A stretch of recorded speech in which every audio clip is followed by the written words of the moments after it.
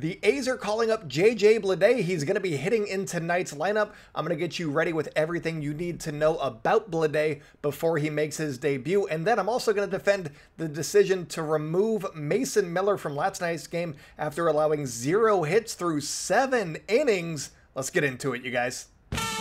You are Locked On A's, your daily Oakland A's podcast, part of the Locked On Podcast Network, your team every day.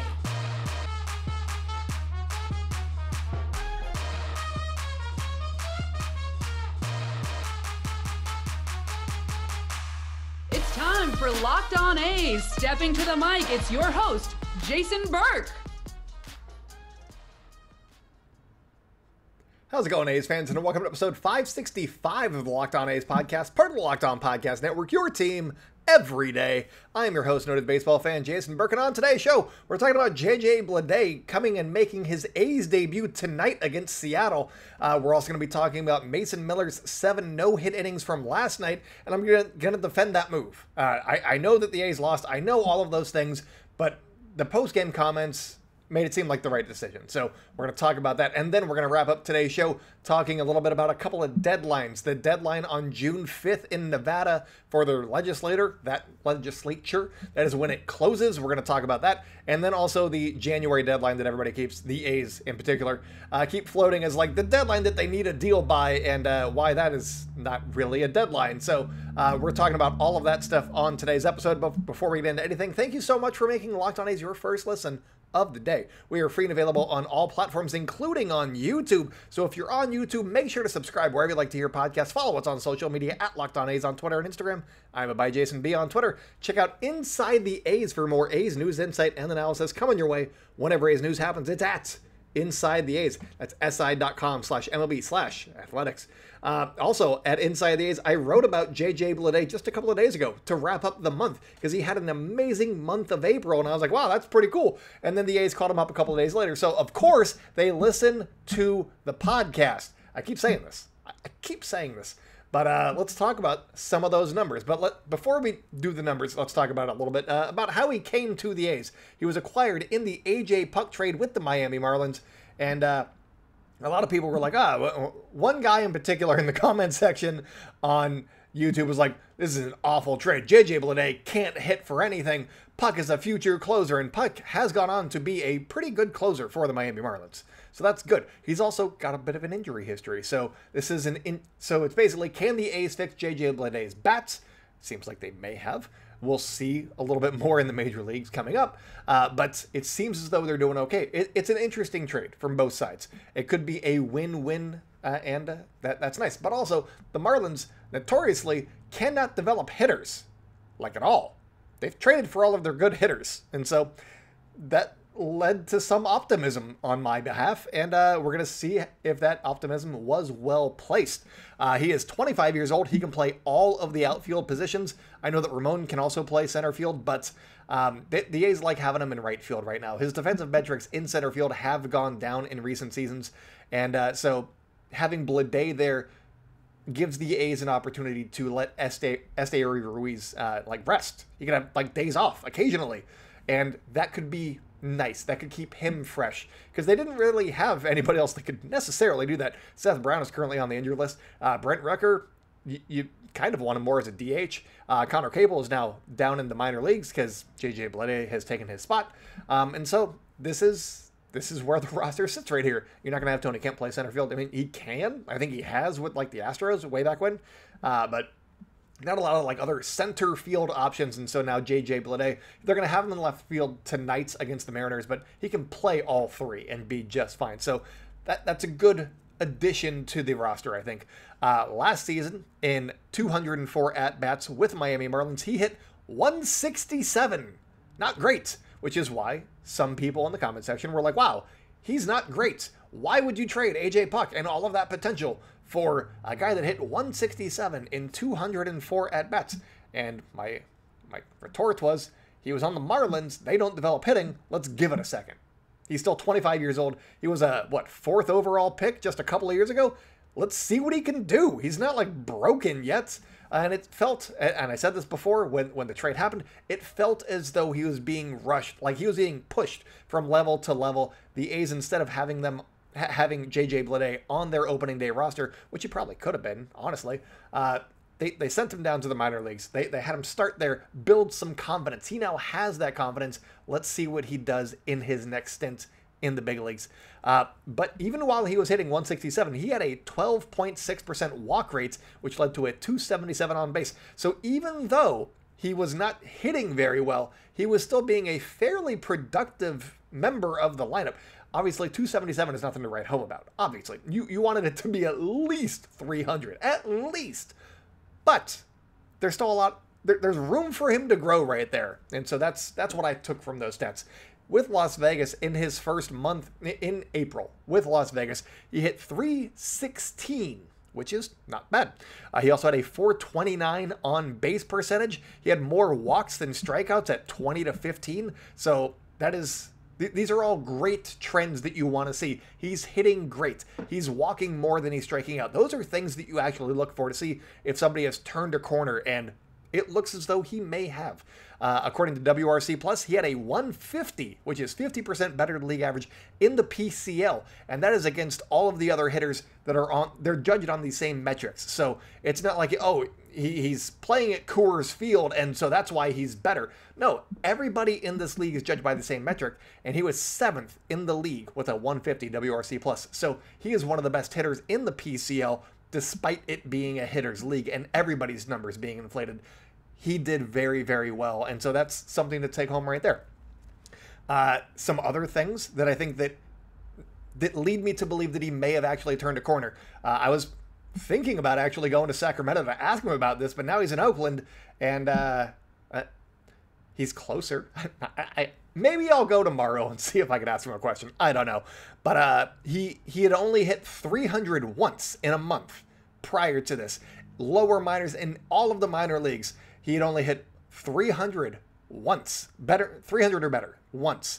And that was in September of 2021, and that was in a 13-game stint, and he hit 311. So this month that we just saw from him in AAA, the highest level before the majors, was his best month as a minor leaguer so far. So something may have changed. It could have been his approach. It could have just been playing in the PCL and like getting a couple of dingers early and then being like, hey, here we go.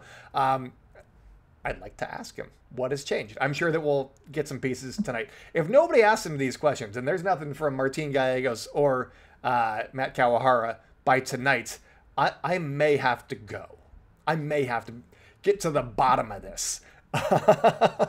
He has also never in the minor leagues walked more than he has struck out in a given month. Regardless of how big or small the sample size, he has never done that. So that is also a positive sign. Maybe he has, in fact, turned this corner. Last year in AAA, his strikeout percentage was 27%. Not great, but it's not awful either. It's acceptable. 27% acceptable. This season, in 1 month in AAA with Las Vegas Aviators, he has a 12.6% strikeout rate. He has cut it in half and then some. It looks as though he has legitimately turned a page by just getting out of the Miami Marlins system, honestly. So we'll see what happens. Also, the reason that he's getting called up now, he was really, really hot last week. He was super hot last week. He went 11 for 24. That's a 458 batting average with 3 home runs, 11 RBI against Tacoma. So we'll see if that carries over. He's going to face the big league Tacoma Rainiers, the Seattle Mariners. That's their affiliate. We'll see what happens there, but I'm very intrigued, and I'm hoping for the best, because if JJ Bleday pans out, things could be looking up a little bit, especially after last night's performance from Mason Miller, and we're going to talk about that one here in just a second. Today's show is sponsored by Rocket Money. Rocket Money is a personal finance app that finds and cancels your unwanted subscriptions, monitors your spending, and helps lower your bills all in one place. Because do you really know how much your subscriptions cost? Most Americans think that they spend around $80 a month on subscriptions. I spend a lot more than that, obviously. Not obviously, but I do. I know that I do. It's a problem. But the actual total is closer to $200. Keep going. If you don't know exactly how much you're spending every month, then you need Rocket Money. Over 80% of people have subscriptions that they forgot about, and chances are you're one of them. Like that Stars app that you use to watch like one show, or the free gaming app that you got for the trial and then you never actually used. So stop throwing away your money, cancel unwanted subscriptions, and manage your expenses the easy way by going to rocketmoney.com/lockedonmlb. That's rocketmoney.com/lockedonmlb. rocketmoney.com/lockedonmlb. The A's take on the Mariners at 12:37 Pacific time on Wednesday, and you can catch every pitch with the hometown broadcast on Sirius XM. Just download the SXM app, search for Athletics, and then you can listen to Drew Rosinski make his second start in the big league since 2018. I'm very intrigued to see how he does moving forward. The defense was not there for him in his first start, but he is a guy that should be able to go 5, 6, maybe even 7 innings on a consistent basis for the A's. So make sure to tune into that one. And also, welcome back to the Locked On A's podcast. If you guys are enjoying the show, make sure to subscribe wherever you like to hear podcasts. Follow us on social media at Locked On A's on Twitter and Instagram. I'm by Jason B on Twitter. Check out Inside the A's for more A's news, insight, and analysis coming your way whenever A's news happens. It's at Inside the A's. That's at Inside the A's on Twitter or si.com/MLB/athletics. But let's talk about Mason Miller, because what a performance he had on Tuesday. And before we get into that, just real quick, if you want to know which games are going to be good for the A's at home, just let me know, or just ask me. I will let you know, but also ask me which games I'm going to. The A's have really been in most of the games that I've gone to. They've had a couple of heartbreaking losses. The Saturday game against the Reds, where the ball hit the bag, they were in that one. They won that game in my eyes. The Shintaro Fujinami, his first start, that was really the only blowout. But they've been close games for the most part. So if you want to know which games to watch as an A's fan hoping for a win or just competitive baseball, ask me when I'm going, and they will do well. Sometimes they'll even throw 7 no-hit innings, like Mason Miller did on Tuesday. He was really, really good. He was so good. Mason Miller, here's the thing. I want to be so excited, but there's also that Vegas news. And you don't know if you are going to be cheering for this team long term. And so you're like, well, I'm excited, but how excited? So there's like tempered excitement, I think. But now the A's lost, but meh, who cares? I don't. The A's are not a good team this year. They're 6-24. Would that one win have done, if they just kept pushing Mason Miller, would that have made a big difference in our season? It would have given us maybe a no-hitter, but also maybe ruined the career of Mason Miller. So, whatever. That's the big point right there. But also, Mark Kotsay said after the game that Zach Jackson, and Domingo Acevedo had pitched 3 out of 4, and so they were relatively unavailable. So they were not going to be getting that spot that Richard Lovelady ended up getting. They said that there was only one lefty coming up. He liked the sinker that Lovelady throws in getting ground balls. It didn't work out for him. This one, these were the first runs that he's allowed all season long. Granted, he'd only thrown 6 innings, but first time that he'd gotten touched. That stinks. Yuri's Familia was also in this game. He was fine. He had also thrown 3 out of 4 games or something like that, according to Mark Kotsay. And so, the bullpen needs more rest. And outings like this from Mason Miller should provide more rest for the bullpen. And that's always good news. Also, quick side note, Trevor May did make a rehab appearance for the Las Vegas Aviators on Tuesday night. He allowed a hit and a walk, I believe, but scoreless inning for him. So we'll see when he returns. It might be on the road trip, but, best wishes to Trevor May as he battles anxiety. But Mason Miller, in this game, he showed a lot of maturation. That's what Mark Kotsay saw from him, was he was mixing his pitches better. He was maturing as a pitcher.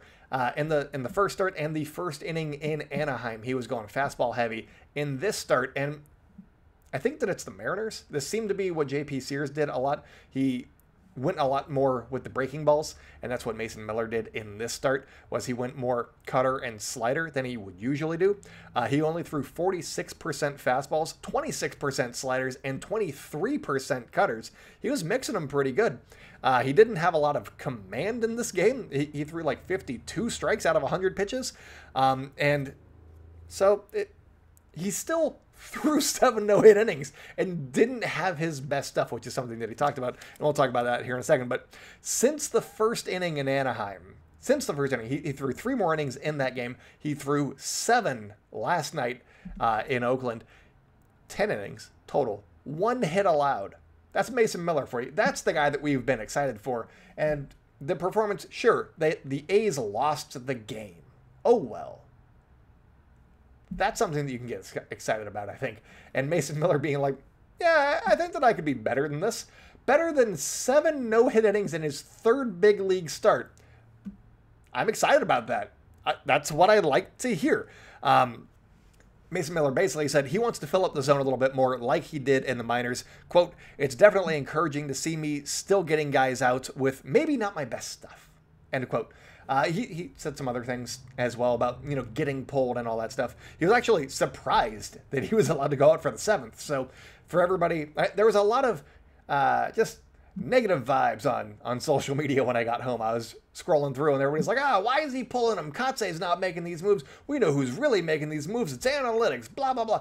And I was like, God, it's a no-hitter for a last place. The worst team, who cares? It's fine. The goal is not necessarily wins. The goal is to get Mason Miller through the season healthy. That's what we want. That's what we need as A's fans. We need to see Mason Miller on the bump every 5th day. That's what we need. That's what the season's about. And also not moving to Vegas. That's what the season's about. If there's a no-hitter, that's great. Sure, but you don't want to risk his health to get there. That's what short-term goals are not what I'm here for. I want the long-term stuff. I want to see Mason Miller starting game 1, in a couple of years, in a playoff series. That's what I want to see. I don't really care about, and not like after he recovered from Tommy John. That's not what we want. We want him to be healthy. Sure, he could have like Tommy John with a no-hitter on his resume, or he could be healthy and be ready to face their New York Yankees in the ALCS in 2026. That sounds like fun to me. I'd rather have that, personally. And it's not guaranteed that he would get hurt, but he does have some injury history. He had only thrown 28 innings in the minor leagues before this. Be a little cautious. That's fine. He's still building up. He's going to be on a pitch limit at some point anyway, or an innings limit, because he just hasn't thrown that many innings. How many innings are in the tank for him, and do you want to waste them all in May? I'd rather see how long he can go into the season. That's what I want to see. And he actually said that. He said, quote, I'd rather throw many more games this season than lay it all on the line for a game in the beginning of May, end quote. That's from Mason Miller. That's the player himself being like, no hitter, whatever, it's fine. Doesn't matter. Mark Kotsay said that he wasn't going to let him go to 120 or 130 pitches. So really, what was the point of him even going out there for the 8th? Because he wasn't going to be able to finish the 9th. He wasn't going to let him go out and try and finish this game. So pulling him in the 7th felt like the right move. The A's lost the game. Oh, well. Oh, well. They've lost a lot of games this year, you guys. It doesn't matter. Let's focus on the future. That's what I want to. And we're going to focus on the future coming up because we got some deadlines coming up, and they're not necessarily hard deadlines. So we're going to talk about that in just 1 minute. Today's episode is brought to you by So Rare. Our new sponsor, So Rare, is a revolutionary fantasy baseball game and marketplace transforming fans into owners with officially licensed digital cards featuring players from across 30 MLB teams. That includes the Oakland A's. I have Esteury Ruiz in my So Rare app, and he's been pretty good, honestly. I like having him there. It's been nice. And unlike other fantasy baseball platforms, So Rare managers truly own their fantasy experience, collecting, buying, selling, and competing with player cards against global opponents to win epic rewards. Win or lose, you still own your cards, and there is no cost to play. Plus, the more you advance, you can collect increasingly more powerful cards and access next level competitions and rewards. So head to sorare.com/lockedon. That's SORARE.com to draft your team of free player cards, set your lineup, and start competing today to win epic rewards. Again, that's sorare.com/lockedon to start playing today. Whenever you want to listen to the Oakland A's, you can do that on the SiriusXM app. All you got to do is download the app, search for Athletics, and then you can find out when Drew Rosinski is pitching. It's tomorrow. And you can hear the hometown broadcast on the SXM app. It's a great way to listen to some baseball, you guys. Also, welcome back to the Locked On A's podcast. If you guys are enjoying the show, make sure to subscribe wherever you like to hear podcasts. Follow us on social media at Locked On A's on Twitter and Instagram. I'm by Jason B on Twitter. Check out Inside the A's for more A's news, insight, and analysis coming your way whenever A's news happens. It's at Inside the A's. Also, I got this new hat that I'm sure that if you're watching on YouTube, you have seen. This is why I got the hat. It's because it says Oakland and not, A's or Athletics. I think I need to fix the brim, so that's going to go back to being backwards as I usually wear my hats. I busted it out of the box, and I was like, there we go. And I did not look to see how it looked dead on. It's off center. I need to redo that. Anyways, that is my segue to, hey, let's talk about Las Vegas, because I got my Oakland hat on. There is a June 5th deadline that people have been talking about. And I talked about it myself with Casey Pratt on Friday. We were both at the game, and I was like, hey, so hi, I'm Jason from Locked On A's. And we just started talking about the ballpark and all that stuff. And I was like, so the June 5th deadline, what needs to be done by then? He's like, nothing. Basically nothing. So that is where I'm getting this information. It's not like me making things up. And also I've seen this from other people. But the June 5th deadline of the Las Vegas or the Nevada legislature doesn't necessarily matter. They close on June 5th, but they can also just have Joe Lombardo, the Nevada governor, can just call a special session and just have them vote on it whenever. So there's no like hard deadline really. There's like a general deadline of like the fall, but June 5th is not a real deadline for this project. So we're gonna have to suffer through this one for a little bit here until things are like official or not. It would seem like the fall, just because you want to have the plan in place and voted on and approved before it is brought before the owners, who would then have to vote for relocation. The A's would, well, if the A's, because they want to move, would need 22 out of 29 yes votes, because the A's, John Fisher doesn't get to vote. So of the 30 owners, 29 get to vote. You need 22 yes votes to approve relocation. And again, it seems as though Rob Manfred had said that he would waive the relocation fee, which is wild. Also, and this is something that I talked about, the protest potentially having an impact. And the fact that fans are so disgruntled and that the media coverage surrounding John Fisher is so negative from all sides, like national reporters, local report, everybody is like, John Fisher isn't even trying. Why reward him? People in Las Vegas, same thing. Could that be them? Could the owners give a damn? I don't know, but I'd like to hope that maybe. I should not hope for billionaires having hearts, is, I guess, the problem with that hope. But so that's the deadline. The June 5th deadline doesn't necessarily matter, is a point that I wanted to make and make sure that, everybody knew about. There's also the January deadline that the A's keep, talking about, and it's a ridiculous deadline. I think it's January 15th, 14th, somewhere in there. It's the middle of January. And they're like, we need a deal done by January so that, because baseball said so. And that's sort of true, but it's not at all. Baseball has not said you need to have a ballpark plan in place or else John Fisher has to sell or anything like that has to happen. The commissioner has said, or the CBA, I guess, has said that they need a ballpark plan in place and, ready to go by January 14th or 15th or whatever it is, or else they're going to be taken off of revenue sharing. That's the deadline. John Fisher wants to keep collecting free money. That's the deadline. It's nothing that has to do with anything that actually matters to the fans. It's because John Fisher wants to keep collecting his baseball welfare checks. That's the deadline, and that is why we are getting Vegas news and why they're not working with Oakland right now and all of that stuff. That's what's going on here. Is John Fisher wants free money. End of story. And also he wants free money if he moves to Las Vegas. He wants apparently $500 million in tax credits.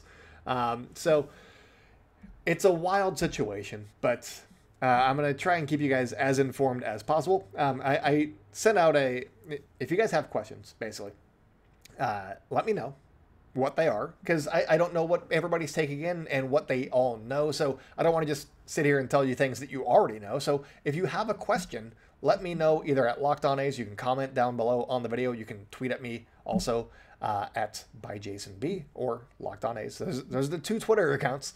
So you can just let me know what your questions are. I will do it. I can make this a third segment every show if there's questions. There was only a couple of questions. One of them was also why it wasn't phrased as nicely, but why is MLB covering for John Fisher? And I do have some answers for that, but I thought that would take too long for today's episode, so we're going to save that one. But I will answer. I mean, it's what you kind of already would guess, I would imagine, but there are reasons. And we'll go into those a little bit later this week, guys.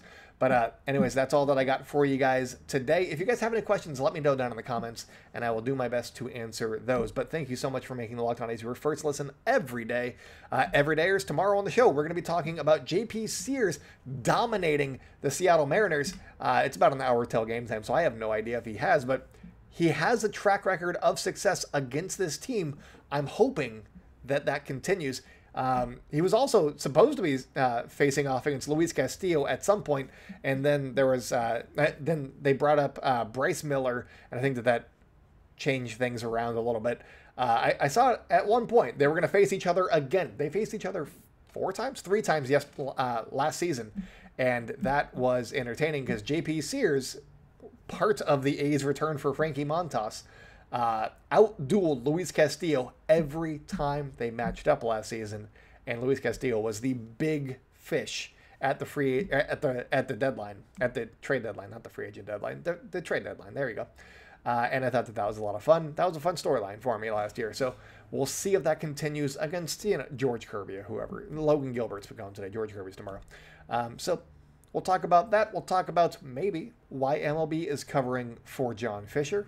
And whatever else comes to mind. Maybe we'll talk about JJ Bleday and his debut, because I'm very excited about that. And also, I still think that Jace Peterson is going to have a terrific month of May, so keep that in mind while you're watching A's games, unless he doesn't do well, and then don't. Just don't.